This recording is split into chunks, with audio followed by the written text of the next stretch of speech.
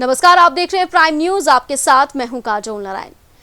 चीन की तरफ से लगातार एलएसी पर सीमा विवाद को लेकर उत्तराखंड के पर्यटन सांस्कृतिक मंत्री सतपाल महाराज ने चीन के राष्ट्रपति शी जिनपिंग को रामायण को डिप्लोमेटिक माध्यम से भेंट करने का फैसला लिया है। इस संबंध में महाराज ने बताया कि ये धार्मिक पुस्तक डिप्लोमेटिक माध्यम से चीन भेजी जाएगी, जिसका अध्ययन कराने के लिए आग्रह किया गया है। ये पुस्तक रावण जैसे बलशाली विस्तारवादी सोच के व्यक्तित्व पर निर्धारित है, जिसके 10 सिर थे, सामान्य व्यक्ति से 10 गुना सोच रखता था, फिर भी उसका अंत हुआ। इसी की सीख देने के लिए ये पुस्तक भेंट की जा रही है।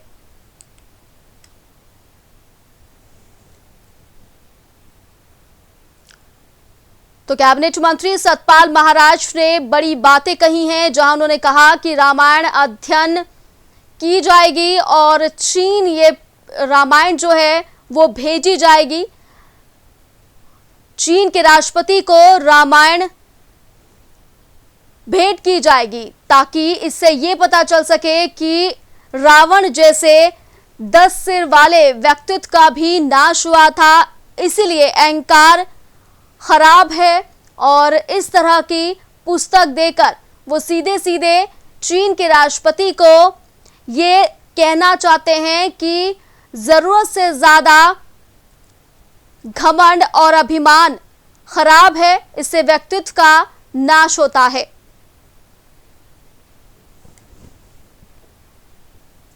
तो चीन के राष्ट्रपति को रामायण भेंट की जाएगी, चीन भेजी जाएगी। कैबिनेट मंत्री सतपाल महाराज ने ये बातें कही हैं। रामायण अध्ययन करना चाहिए, रामायण अध्ययन करने से रामायण में जो लिखी बातें हैं वो पहुंचेगी, व्यक्तित्व पर इसका प्रभाव जरूर पड़ता है।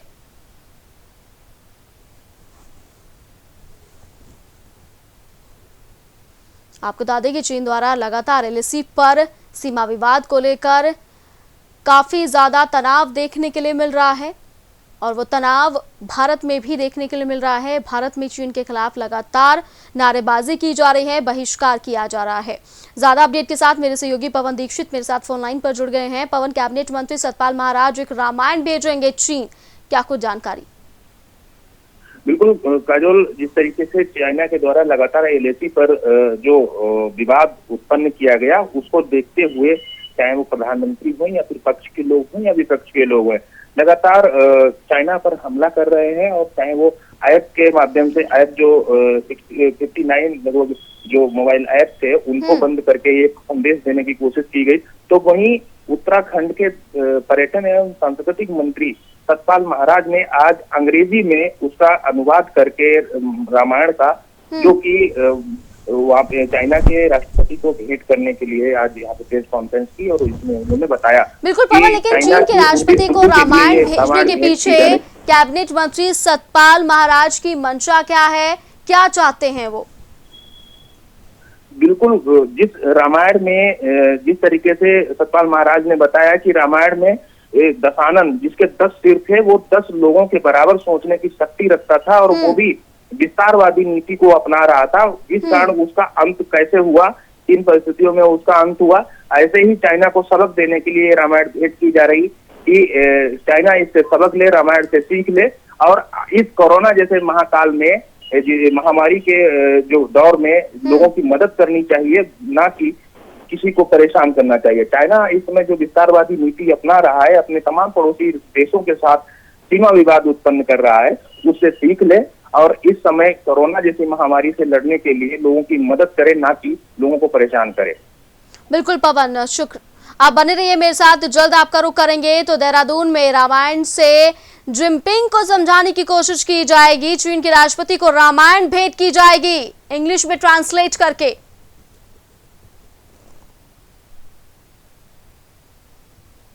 1 जुलाई से राज्य में चारधाम यात्रा को लेकर अब स्वास्थ्य विभाग भी पूरी तरीके से मुस्तैद दिखाई दे रहा है। स्वास्थ्य विभाग ने अपनी हेल्थ पोस्टों में बेहतर बनाने के लिए अपने साथियों पर वहां पर चिकित्सकों की तैनाती करने के भी निर्देश जनपदों को जारी किए हैं।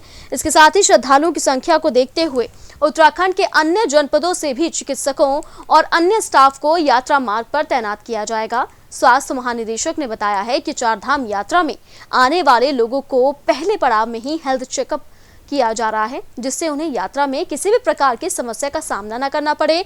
इसके साथ ही उन्होंने कहा कि अभी ये यात्रा सिर्फ उत्तराखंड के लोगों के लिए है।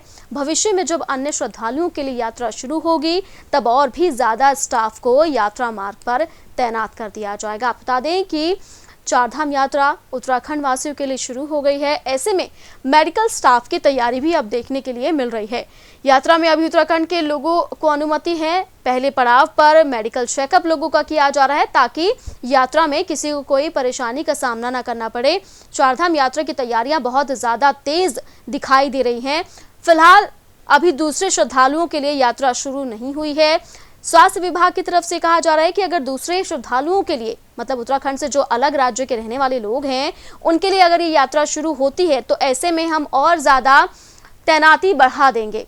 यात्रा मार्ग पर और ज्यादा चिकित्सक लगाएंगे ताकि स्वास्थ्य परीक्षण सही तरीके से, बेहतर तरीके से हो सके। उसमें चारधाम यात्रा में जो हमारी हेल्थ पोस्टें हैं उसमें ऑलरेडी पहले से ही वो क्रियाशील है और सोशल डिस्टेंसिंग के माध्यम से वहाँ पर बहुत कम लोग जा रहे हैं और उसके तहत उनका जो मेडिकल चेकअप है वो पूर्वत्व हो जाता है।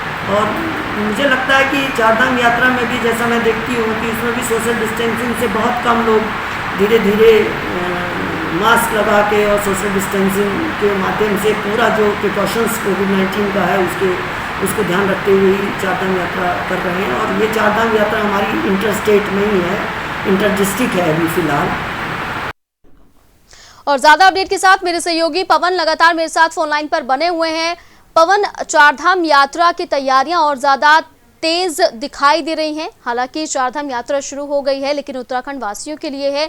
ऐसे में मेडिकल स्टाफ जो है उनकी तैयारियां कितनी ज्यादा तेज हैं? बिल्कुल काजोल, 1 तारीख से उत्तराखंड में अंतर जनपदीय चारधाम यात्रा की शुरुआत कर दी गई है। और इस शुरुआत के बाद में जिस तरीके से हमेशा ही जब चारधाम यात्रा की शुरुआत की जाती है तो उसमें स्वास्थ्य की जांच के लिए और जगह जगह हेल्थ पोस्ट बनाए जाते हैं, जिन पर रोटेशन के तौर पर जो चिकित्सक है या फार्मासिस्ट है या स्टाफ नर्स है उनके समेत तमाम इक्विपमेंट वहां पर स्थापित किए जाते हैं। हालांकि कोरोना महामारी को देखते हुए ये यात्रा काफी देर में प्रारंभ हुई है, 1 जुलाई से, और अभी भी इसको पूरे देशवासियों के लिए खोला नहीं गया है।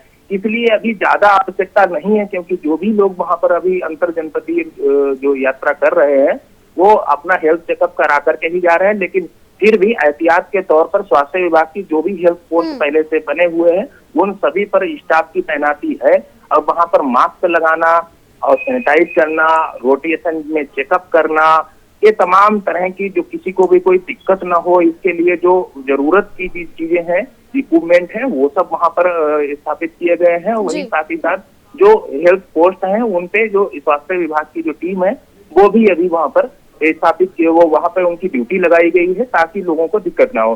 साथ ही साथ आपको बता दें, जैसे स्वास्थ्य महानिदेशक का साफ तौर पर ये भी कहना है कि जैसे ही चारधाम यात्रा पूरी तरह से इसकी शुरुआत होगी सभी देशवासी जब यहाँ पर आने लगेंगे तो रोटेशन में जिस तरीके से पहले पूर्व की भांति ही वहां पर स्वास्थ्य विभाग की टीम को तैनात किया जाएगा।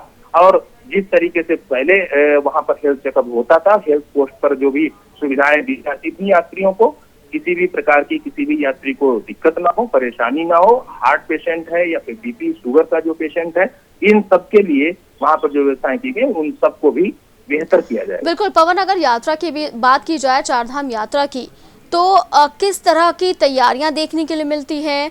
जो कोरोना को लेकर गाइडलाइंस केंद्र सरकार द्वारा, राज्य सरकारों द्वारा दी गई हैं, उसको कितना फॉलो किया जा रहा है? बिल्कुल काजोल, ये साफ तौर पे सरकार के द्वारा, प्रशासन के द्वारा सभी जिलाधिकारियों को स्पष्ट निर्देश दिए गए हैं कि अपने यहाँ जो भी चारधाम यात्रा में यात्री आ रहे हैं उनको सोशल डिस्टेंसिंग का पालन कराना, मास्क सभी के लिए अनिवार्य करना, जगह जगह पर सार्वजनिक स्थलों पे थूकने से मनाही होना और इन सब का अनुपालन न करने पर कानूनी कार्रवाई करने की। बिल्कुल पवन, बहुत शुक्रिया तमाम अपडेट हम तक पहुंचाने के लिए। तो पहले पड़ाव पर मेडिकल परीक्षण लोगों का किया जा रहा है। चारधाम यात्रा की तैयारियां और ज्यादा मेडिकल स्टाफ की तरफ से भी तेज दिखाई दे रही हैं। पिछले काफी दिनों से रुड़की के गांव डोडा कल्याणपुर के ग्रामीणों और रुड़की छावनी के अधिकारियों के बीच चल रही तनातनी को लेकर अब सेना के अधिकारियों ने ग्रामीणों का आने जाने का रास्ता बिल्कुल बंद कर दिया, जिसको लेकर रुड़की के वरिष्ठ बीजेपी नेता और प्रदेश के उपाध्यक्ष मयंक गुप्ता ने ग्रामीणों की मदद करने का निश्चय किया है और जिलाधिकारी रविशंकर के साथ एक बैठक ली, जिसमें ग्रामीणों को आ रही दिक्कतों पर रोशनी डाली गई। मयंक गुप्ता के साथ बीजेपी के और भी नेता बैठक में शामिल रहे। वहीं जिलाधिकारी के साथ रुड़की ज्वाइंट मजिस्ट्रेट नमामि बंसल और तहसीलदार सुनैना राणा भी मौजूद रहीं।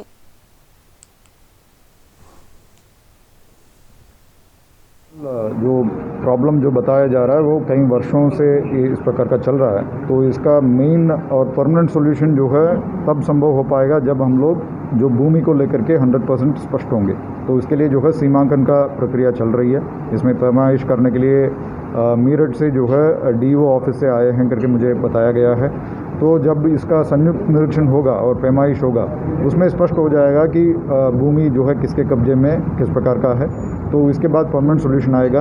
परमानेंट सॉल्यूशन आने तक एक सहमति बनी है और आर्मी से ये अपेक्षा किया है कि इमरजेंसी का कोई भी अगर प्रकरण हो, वो किसी भी टाइम पे उनको अलाउ करना है।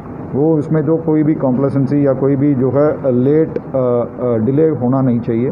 फिलहाल मुझे एक घटना भी बताया गया कि इसमें डिले की वजह से किसी का जो है डेथ भी हुआ है करके। कल्याणपुर की जो समस्या है आवागमन को लेकर, आर्मी की उसके मार्ग में से, वहाँ से आर्मी के क्षेत्र में जो रास्ता आता है और वहाँ पर लंबे समय से एक विवाद चल रहा है, कभी भी तनाव हो जाता है और फिलहाल भी वहाँ पर मार्ग अवरुद्ध होने के कारण से स्वास्थ्य संबंधित अनेक लोगों को परेशानियाँ आई हैं। तो आज इस संदर्भ में पदमगिरी जी, हमारे मंडल अध्यक्ष जी वहाँ के, और ग्राम प्रधान जी और सारे लोग मिलकर आज हम लोगों ने जिलाधिकारी महोदय समय लिया था और उनसे आज हमने उनके सामने सारा विषय रखा है। और मुझे खुशी है इस बात की कि हमारे जो जिलाधिकारी हैं श्रीमान सी रविशंकर जी, उन्होंने बहुत गंभीरता से सुना सारी चीज़ों को और समझा भी है। और जो उन्होंने जिस गंभीरता से लिया उसी तुरंत उन्होंने यहाँ पर कमांडेंट से बात भी की है और ये तय हुआ है कि तत्काल में जब तक कोई स्थायी समाधान नहीं होता, जो भी आपातकालीन परिस्थितियों में किसी को भी आवागमन से रोका नहीं जाएगा और जो आवागमन का समय है उसको बढ़ाया जाए। योगी अरशद मेरे साथ रुड़की से फोन लाइन पर जुड़ गए हैं। अरशद, अधिकारियों ने ग्रामीणों का रास्ता बंद कर दिया गया है, लेकिन ग्रामीण परेशान हैं। बीजेपी नेता, उनके कार्यकर्ताओं ने ग्रामीणों की मदद का बीड़ा उठाया है। इसको लेकर एक बैठक की गई। बैठक में क्या फैसला लिया गया है ग्रामीणों को लेकर? देखिए, आपको बता दूं कि जिस तरह से छोटा कल्याणपुर के गांव के ग्रामीण काफी दिनों से परेशान थे, क्योंकि जब भी सेना का कोई नया अधिकारी आता था, इनका रास्ता बंद कर दिया जाता है। हाल में भी रास्ता बंद किया गया है, जिसको लेकर ग्रामीणों को भारी परेशानी का सामना करना पड़ रहा है, बल्कि कई हादसे भी इस दौरान घट चुके हैं, जिसको लेकर भाजपा नेता मयंक गुप्ता ने जो जिलाधिकारी है उनके साथ एक बैठक की है और उसमें कंटिन्यू जो कि लगातार इन लोगों को राहत मिल सके, उसको लेकर एक बैठक की है और निर्णय लेने के लिए कहा गया। इसी दौरान जिलाधिकारी ने सैन्य अधिकारी से भी बात की है और उन्हें अधिकारियों और ग्रामीणों के बीच ये जो तनातनी इतने दिनों से चल रही है, किस बात को लेकर चल रही है? क्यों रास्ते बंद कर दिए गए हैं ग्रामीणों के लिए? देखिए, सेना के अधिकारियों का कहना है कि हमारी जो यहाँ पर प्राइवेसी है वो खत्म होती है, क्योंकि जो रास्ता है वो सेना के भीतर से गुजरकर आता है ग्रामीणों का। पर ग्रामीणों का कहना है कि रास्ता जो पुराने नक्शों में है वो हमारा ही रास्ता है, जो कि सेना को कुछ दिनों के लिए दिया गया था, पर सेना ने इस पर पूरी तरह से कब्जा कर लिया है। उनका रास्ता उन्हें देना चाहिए, क्योंकि तमाम ग्रामीण जो यहाँ से होकर गुजरते हैं उनको कई तरह की कठिनाइयों का सामना यहाँ पर करना पड़ता है। इसी बात को लेकर दोनों सेना के अधिकारियों में और ग्रामीणों में हमेशा से तनातनी रही है। इसी बात को लेकर जिलाधिकारी ने इनको बिल्कुल एक कंटिन्यू निर्णय लेने की बात कही है। और बहुत शुक्रिया तमाम अपडेट पहुंचाने के लिए।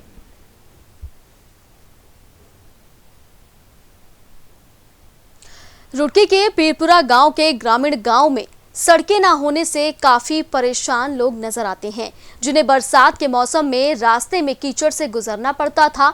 पर अब ग्रामीणों की परेशानियों को देखते हुए मंगलौर विधायक काजी निजामुद्दीन ने अपनी निधि से सड़क निर्माण का कार्य शुरू कर दिया है। वहीं ग्रामीणों ने सड़क निर्माण के मानकों पर सवाल खड़े कर दिए हैं। ग्रामीणों का आरोप है कि गांव में बन रही सड़क में घटिया सामग्री का इस्तेमाल किया जा रहा है और वहीं ठेकेदार भी अपनी मनमानी कर रहे हैं।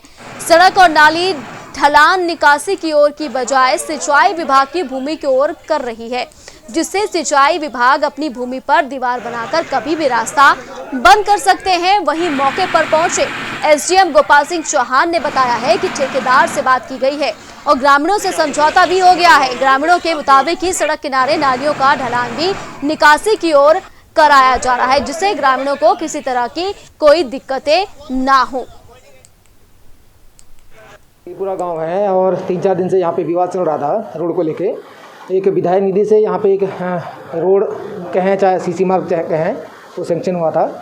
तो असल में दो पक्षों में विवाद ये था कि जो पानी का जो ढाल है, पानी के ढाल को लेके विवाद है कि उस साइड का पानी इधर डाला जा रहा है, जिसमें दूसरे पक्ष की आपत्ति है। तो मैं मौके पर आया, दोनों लोगों को मैंने समझाया है। फिलहाल जो ढाल है, जो पुराना जो ढाल है, जहाँ पे पानी पहले से चला आ रहा था वहीं पे चलता रहेगा जब तक एक आप ही का कहना है कि एक रजवा है यहाँ पे और इरिगेशन की लैंड है, वहाँ पे नाला भी बना हुआ है और उसका प्रपोजल भी गया हुआ है। जिस दिन वो सैंक्शन हो जाएगा उस दिन सारा का सारा पानी, पूरे गांव का पानी उसी में डाला जाएगा। इसमें भी दोनों पक्षों को कोई आपत्ति नहीं है। तो फिलहाल मामला सुलझ गया है और मौके पे जो व्यवस्था पहले से थी, पूर्व की जो व्यवस्था थी वैसी चलती रहेगी। रोड बन रही है, जितनी रोड सैंक्शन है उतनी बन रही है, उस पर भी किसी की कोई आपत्ति नहीं है। जोशीमठ के परसारी गांव में इन दिनों भालू का आतंक चरम पर है, जिसके चलते गांव के लोग दिन में भी अपने खेतों बागबानों में जान जोखिम में डालते हुए काम कर रहे हैं। अब भालू दिन में ही गांव की बस्ती से सटे खेतों में बेखौफ घूम रहे हैं। आप इन तस्वीरों में देख सकते हैं कि दिन में कैसे भालू गांव के रास्तों में चहलकदमी कर रहा है। ये तस्वीरें आपके सामने आप देख सकते हैं, जिसके चलते परसारी गांव में ग्रामीणों को आवाजाही करने के आम रास्तों में चलना दूभर हो गया है। परसारी गांव के सोहन सिंह बिष्ट का कहना है कि भालू शाम ढलने से पहले ही गांव के समीप खेतों में आ जाते हैं, जिससे खेतों में काम कर वापस लौट रहे ग्रामीणों में अफरा तफरी मच जाती है। गनीमत ये रही है कि गांव वालों ने शोरगुल कर थाली बजाकर भालू को भगाने की कोशिश की, जिसके बाद भालू वहां से भाग भी गया। हालांकि इससे कोई नुकसान नहीं हुआ है, लेकिन आतंक जरूर दिखाई दे रहा है। एक डर है ग्रामीणों में।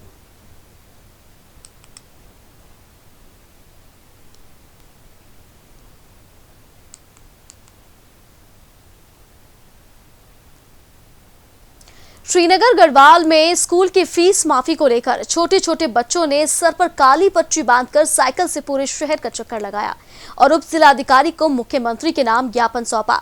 छात्रों का कहना है कि जिस तरह से असम सरकार ने अपने राज्य के हर स्तर की तमाम प्रकार की फीस माफ की है, उसी के तहत उत्तराखंड सरकार को भी राज्य की हर स्तर की फीस माफ कर देनी चाहिए।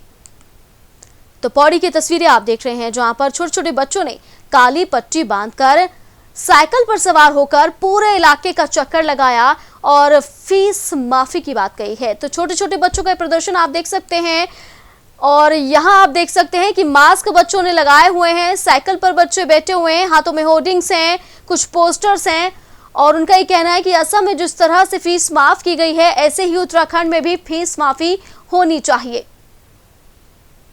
जिस तरीके से अभी लॉकडाउन चल रहा है, जिस तरीके से आर्थिक मंदी सभी के ऊपर में आई हुई है और जो सबसे मध्यम वर्ग हैं, जो निचले वर्ग हैं, उन पे सबसे बड़ी अभी ये प्रायोरिटी उनके लिए हो रही है। जिस तरीके से स्कूल कॉलेजेस जिस तरीके से फीस की डिमांड कर रहे हैं, जिस अभी रोजगार एकदम मध्यम चला हुआ है, इसमें मध्यम वर्ग समर्थ नहीं है फीस देने में। तो हम लोगों की एक ही मांग है कि जिस तरीके से अभी आप देख सकते हैं 15 दिन पहले असम सरकार ने पूरी तरीके से फीस माफ किया है और वहाँ पर 1,000 रुपये पर स्टूडेंट को दिया है। इसी तरीके से यहाँ की भी सरकार से हमारी अपील है कि वो फीस माफ करे इस आर्थिक मंदी में। आप देख सकते हैं ये आज हमारी साइकिल मार्च है, यहाँ ये पूरे हम श्रीनगर में घूम घूम करके उसके बाद लास्ट में हम एक विज्ञापन लेके जा रहे हैं बच्चों के माध्यम से एसडीएम तक, जहाँ पर हम अपील देंगे। डोईवाला के नए कोतवाल अब सूर्यभूषण नेगी बन गए हैं। उन्होंने आज अपना पदभार संभाल लिया है। उन्होंने कहा है कि कोरोना को संकट अभी भी जारी है, इसके लिए लोग नियमों का पालन जरूर करें और मुंह पर मास्क लगाने के साथ ही सोशल डिस्टेंसिंग का पालन करें ताकि बीमारी से बचा जा सके। तो सूर्यभूषण नेगी ने कोतवाल का पदभार संभाला है। पदभार संभालते ही उन्होंने ये कहा है कि वो लोगों से अपील करते हैं कि लोग कोरोना काल में मास्क मुंह पर लगाकर रखें, सोशल डिस्टेंसिंग मेंटेन करें, बेवजह घरों से बाहर ना निकलें। और इसके साथ ही उन्होंने कहा है कि कोरोना का जो खतरा है अब वो और ज्यादा बढ़ रहा है, तो ऐसे में लापरवाही बरतना गलत है। बताना चाहता हूँ, डोईवाला मैंने अंडरटेकिंग भी यही रही है, 2002 में मैंने अंडरटेकिंग की है। तो आज के बाद यहाँ अभी जैसे कोरोना की जो महामारी चल रही है, इस संबंध में जो है मैं आम जनता से अपील करना चाहता हूँ कि एक तो सोशल डिस्टेंसर का पालन करें, मास्क लगाएं और प्रॉपर जो है सैनिटाइजर का यूज़ करें समय समय पर। और दूसरी बात एक चीज़ और है, जैसे यहाँ हमारा ये अभी है कि नगर पालिका क्षेत्र में जो है संडे को बंद रहेगा, तो उसे प्रॉपरली जो है एनफोर्स किया जाएगा और व्यापार वालों के साथ सहयोग दिया जाएगा कि प्रॉपर जो है संडे को बंद किया जाएगा। जी 24/7 जब भी चाहें मेरा नंबर है, उस पर बात कर सकते हैं। पेट्रोल डीजल की बढ़ती कीमतों के खिलाफ डोईवाला में लगातार कांग्रेस का प्रदर्शन जारी है। इसी क्रम में कांग्रेसियों ने पेट्रोल पंप पर प्रदर्शन किया और जन जागरूकता अभियान चलाया। कांग्रेसियों ने अपना गुस्सा जाहिर करते हुए केंद्र और राज्य सरकार को जमकर कोसा।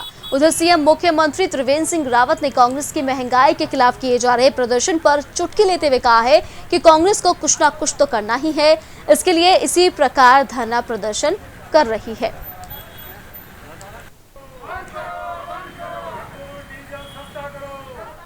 आज पूरे भारतवर्ष में कच्चे तेल की कीमत बहुत कम है और पेट्रोल भारतीय जनता पार्टी ने इतना बढ़ा दिया है कि जो कभी आदमी सोच नहीं सकता था।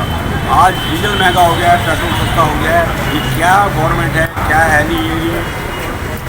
उससे पूर्व में जब हमारी सरकार थी, कांग्रेस की सरकार थी, तो कच्चे तेलों की कीमत ज़्यादा थी और पेट्रोल सस्ता था। आज महंगाई लगातार बढ़ती चली जा रही है, लोग परेशान है, गरीब आदमी परेशान है, सामान्य वर्ग परेशान है, मजदूर परेशान है, गवर्नमेंट सर्वेंट परेशान है। लेकिन कांग्रेस हमेशा प्रदर्शन लगातार कर रही है और भारतीय जनता पार्टी के कानों में जू तक नहीं रेंग रही है। मैं कहना चाहता हूँ, अगर इसी प्रकार भारतीय जनता पार्टी का रवैया रहा तो सभी पब्लिक हम लोग सड़कों पर उतरेंगे और सभी कार्यालयों का घेराव करेंगे और विधानसभा को भी बंद करने का प्रयास करेंगे। जो है कानों पर जू नहीं रही, सही बात है। लोकतंत्र में यही खूबी है। 5 साल बाद जब जनता को वक्त मिलता है, समय मिलता है सरकार पर चोट करने का, तो वोट के माध्यम से चोट करने का काम है। हमारा संघर्ष जारी है, हम आम जन तक जाने का प्रयास कर रहे हैं और आम जन जो है हमारी इस मुहिम में सम्मिलित होने का काम कर रहा है। तो आप अंदाज़ा लगा सकते हैं कि सरकार का क्या है। देखिए, आप लगातार कह रहे हैं कि सरकार जो कोरोना को लेकर के पूरी तरीके से फेल है। आपसे बता दें कि उत्तराखंड में रिकवरी रेट के मामले में अव्वल है, तो क्या सरकार एक बात मैं कहना चाहता हूँ, क्या कोरोना की महामारी से लड़ते हुए सरकार द्वारा कुछ व्यवस्थाएं की गई? क्वारंटाइन सेंटर की व्यवस्था क्या उचित थी? राज्य कर्मचारियों के वेतन में सरकार कटौती कर रही है, क्या ये उचित है? महंगाई लगातार बढ़ाने का काम सरकार कर रही है, ये उचित है? कोरोना में आपने कहा कि रिकवरी रेट ठीक है रिकवरी रेट, लेकिन टेस्टिंग रेट क्या है ये तो देखो। आप ये तो देखो ना, पूरे देश का आंकड़ा उठा करके अगर आप देखेंगे तो बहुत मुश्किल 1 करोड़ 130 करोड़ में 1 करोड़ का टेस्ट कर लिया और केंद्र की और राज्य की सरकार अपनी पीठ थपथपाने लग जाए, तो मैं समझता हूँ कदापि उचित नहीं है। टेस्ट की संख्या बढ़ाइए, तब आपको पता चलेगा कि कोरोना के कितना केसेस। देखिए, प्रश्न जिस तरीके से अधिकारियों के कामकाज को लेकर के लगभग कई बार जो सवाल उठते हैं, मुख्यमंत्री को ये कहना पड़ रहा है। मुख्यमंत्री त्रिवेंद्र सिंह रावत ने ग्रामीण इलाकों में प्रति घर पानी का कनेक्शन दिए जाने का शुल्क मात्र 1 रुपए रखने की घोषणा की है। सीएम रावत ने कहा है कि केंद्र सरकार की हर घर नल योजना को हर ग्रामीण व्यक्ति तक पहुंचाने के लिए ये बड़ा बदलाव किया जा रहा है। वन महोत्सव के तहत आयोजित कार्यक्रम के दौरान सीएम ने ये घोषणा की है कि चंद्रबानी खालसा में वन विभाग ने वन महोत्सव के तहत पौधारोपण कार्यक्रम का आयोजन किया। इस दौरान मुख्यमंत्री त्रिवेंद्र सिंह रावत और वन मंत्री हरक सिंह रावत ने पीपल का पौधा लगाकर कार्यक्रम का उद्घाटन किया। इस दौरान मुख्यमंत्री ने कहा है कि जल जीवन मिशन योजना में हर घर को नल से जल की आपूर्ति की जाएगी। सरकार की कोशिश है कि लोगों को स्वच्छ पेयजल मिले। वर्तमान में पेयजल कनेक्शन की कीमत 2350 रुपए है, लेकिन इतनी राशि हर ग्रामीण द्वारा दिया जाना संभव न है।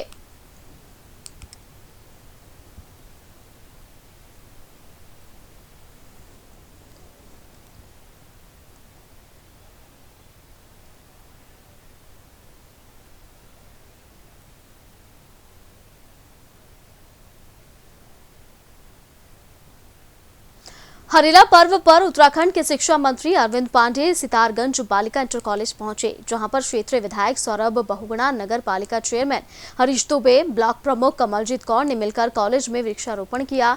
बालिका इंटर कॉलेज में पहुंचने पर स्कूल की छात्राओं ने अरविंद पांडे का स्वागत किया।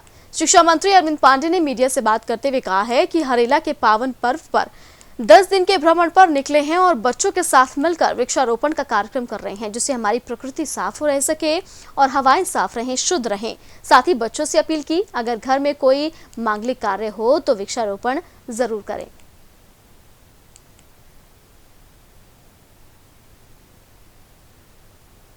पूरे उत्तराखंड वासियों को, देशवासियों को जो मेरी आवाज़ को सुन रहे हैं, मैं हरेला त्यौहार की बहुत बहुत शुभकामना देता हूँ, बधाई देता हूँ। हमारे उत्तराखंड का ये प्रमुख त्यौहार है और इसने महसूस कराया है कि प्रकृति जितनी स्वस्थ रहेगी उतना ही हम लोग का जीवन स्वस्थ होगा। तो मैं बच्चों के निमित्त, विद्यालय शिक्षा मंत्री हूँ, मैं बच्चों के निमित्त एक छोटा सा संदेश लेकर प्रदेश के अंदर भ्रमण पर निकला हूँ 10 दिन के कार्यक्रम में, ताकि बच्चों को ये मैसेज देने के लिए कि जितना हम प्रकृति के निकट रहेंगे और प्रकृति का जितना हम संवर्धन करेंगे वह प्रकृति उतना ही हमारा साथ देगी। इस नाते बच्चे अपने जीवन में सुख का माहौल हो या दुख का माहौल हो, कोई सी भी घर में कोई मांगलिक कार्यक्रम हो, उसके उस दिन बच्चे कोई न कोई वृक्षारोपण करें और उसका संरक्षण भी करें। और इसी के साथ फिलहाल खबरों में इतना ही। बाकी खबरों के लिए आप देखते रहिए प्राइम न्यूज।